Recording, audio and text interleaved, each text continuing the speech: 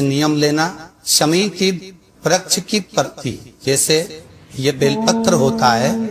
शिव को और गणेश को बेलपत्र शमी पत्र समर्पित होता। आपको कथा में वर्णन किया था 33 कोटि देवताओं को भले बेलपत्र नहीं चढ़ेगा, पर 33 कोटि देवताओं को शमी पत्र चढ़ता है। और उसमें एक गणेश जी महाराज और एक बाबा भोलेनाथ, इन दोनों को शमी समर्पित। कथा में पहले भी वर्णन किया, आज फिर आपको ये शिवलिंग है, समझ लेना बहुत अच्छे से। जो आपको करना है रिद्धि सिद्धि पाने के लिए, संपदा को बढ़ाने के लिए, ये शिवलिंग है, ये कोल जलाधारी है, ये चरण से जल नीचे गिरता है। शंकर जी का पूरा परिवार शिवलिंग के आसपास में है। शंकर जी की 5 लड़कियां जो ऊपर से जल नीचे गिरा रही है, जया, विशता, शामरी बारी, दोतली और देव, ये शंकर जी की 5 लड़कियां, जिनका नाम लेकर सोने से रात्रि में नींद अच्छी आती। एक एक बूंद जो ऊपर से गिरा रही है, ये शिव की 5 बहन। जहां से जल नीचे गिरता है, शिवलिंग का जो जल नीचे जाता है, उसके राइट भाग में गणेश जी का स्थान, लेफ्ट भाग में कार्तिकेय का स्थान, बीच में शंकर जी की सबसे छोटी लड़की अशोक सुंदरी का स्थान। शिव महापुराण की कथा कहती है और गणेश चरित्र स्मरण कर रहा है, और तल से एक चतुर्थी लग रही है। जिसके घर में संपदा की कमी बढ़ती हो, बीमारियां ज्यादा फैल रही हो, बहुत कष्ट हो महाराज, बहुत ज्यादा दुखी हो महाराज, कोई काम नहीं बन रहा, बहुत तकलीफ में हो, तो शमी पत्र, शमी की पत्ती, जहां गणेश जी का स्थान है, वहां पर 5 शमी पत्र 5 समर्पित करे और शंकर जी के ऊपर 3 शमी पत्र समर्पित करे। बहुत ध्यान देना, 5 शमी पत्र जहां गणेश जी का स्थान है शिवलिंग में, वहां समर्पित करे। 3 शमी पत्र शिवलिंग के ऊपर समर्पित करे। एक शमी पत्र शंकर जी की चौखट पर लेफ्ट भाग में जाते समय, आपका कुहिता, जब मंदिर से निकलो तो उल्टी हाथ पर लेफ्ट भाग में शंकर जी की चौखट पर समर्पित करे एक शमी पत्र। और महाराज का दिया, जहां लेफ्ट भाग में आपने शमी पत्र रखा है, मंदिर में ना दिया लगाकर बाहर की ओर जहां शमी पत्र रखा है, उसके ठीक साइड में एक घी का दिया लगा दीजिए। केवल चतुर्थी से लेकर तो दशी तक गणेश पुराण कहती है, भगवान गणेश जी का मोर ध्वज का, मयूर ध्वज गणेश का नाम लेकर जो ये दीप शमी पत्र चढ़ा देता है, उसके घर से कभी रिद्धि सिद्धि नहीं जाती, वैभव प्रतिष्ठा नहीं जाती। तर पर देखना, अगले साल तक आपका व्यापार कितना चलता है हमको पता ना चले, करके देखो एवं। और शिव महापुराण की कथा कहती है, गणेश पुराण के 3 अध्याय में वर्णन किया, कोई बीमारी नहीं जिसका इलाज ना होगा। हरा मूंग की कटोरी भर लो, मूंग जानते हो, हरी मूंग की दाल होती है ना, जो हरा मूंग, आखा मूंग हरा, एक कटोरी भरो, उस पर गुड़ की एक थोड़ी गुड़ की बत्ती, गुड़ की बाती उस पर रखो, 5 बेलपत्र रख लो। और जिस व्यक्ति को बहुत भारी बीमारी है, कैंसर जैसा रोग भी है, किडनी, लीवर, जो भी उसके खराब हो रहा है, कोई तकलीफ है, बस वो कटोरी में मुंह लेकर उसमें गुड़ की खोरी रखकर 5 बेलपत्र रखकर, जिसको बहुत बीमारी हो, दमा, श्वास, किडनी आदि का आदि बहुत बीमारी हो, 21 बार शरीर पर से उतार कर महाराज सीधे हाथ में रखकर नाम तोड़कर खुदता बोलकर और भगवान से करे जी से विनती कर कर उस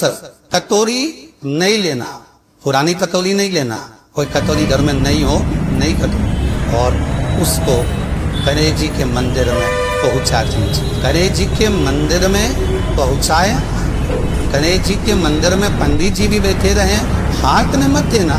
उस कटोरी को, भले दरवाजे पर चौखट पर गणेश जी के राइट हैंड की ओर आपका उल्टा हाथ होगा, गणेश जी का सीधा हाथ होगा, तो गणेश जी का जो राइट हैंड हो, दर्शन करते समय सीधा हाथ इधर आएगा, उस हाथ की वहीं पर हाथ जमीन पे ही रख देना, पर रखना भूमि। महाराज कैसी भी बीमारी होगी, अगर चलने में भी तकलीफ हो रही होगी, पापन पर मन पड़ जाए।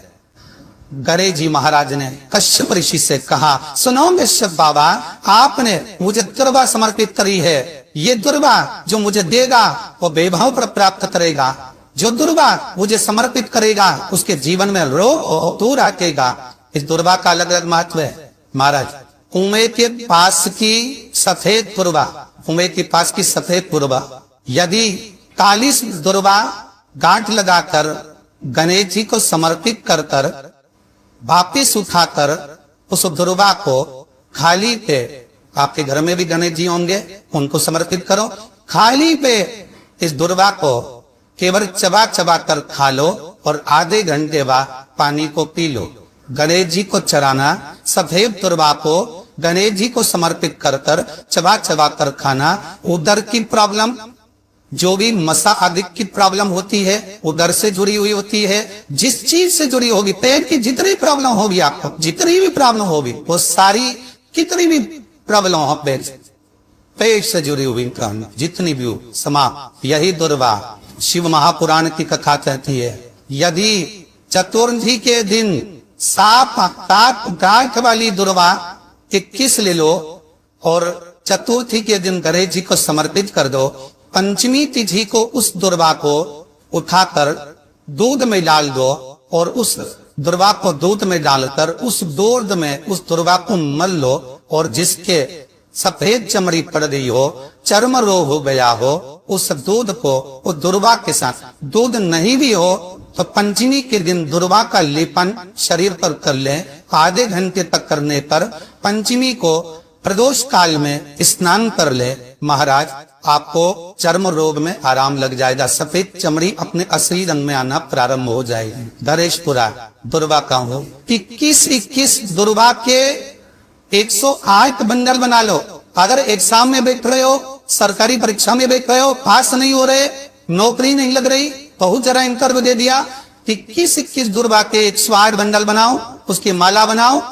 और देवी के मंदिर में, माता जगदम्बा के मंदिर में, अर्थात जहाँ शंकर पार्वती पूर्ण परिवार विराजमान हो, ऐसे देवी के मंदिर में गणेश जी के गले में वो माला अर्पण करिया है, अपना नाम बोलकर और जिस एग्जाम में बैठ रहे हैं उसका भाव वर्णन कर मारे, और वहीं से एक पुष्प लेकर अपने कमरे में जहाँ पढ़ते हो कांच की प्लेट में उस फूल को रख दीजिए और दूसरे दिन एग्जाम के लिए चली जाइए, आपको उसका फल अवश्य मिलेगा, अवश्य आप उसमें उत्तीर्ण होंगे, फल प्राप्त दूबा सुख का अनुभव करा दे। श्री शिवाय नमस्तुभ्यम, सब बोलिए एक बार जमकर, श्री शिवाय नमस्तुभ्यम। प्रैक्टिकल जरूर कर रहा, ऐसी और वाला हमारा झूठ तो नहीं बोल रहा, शास्त्रों की बातें हमारे जीवन में हमें सुख प्रदान करे, इसलिए इस भाव का आनंद करते हुए आज भी तरह वो विराम देते हैं।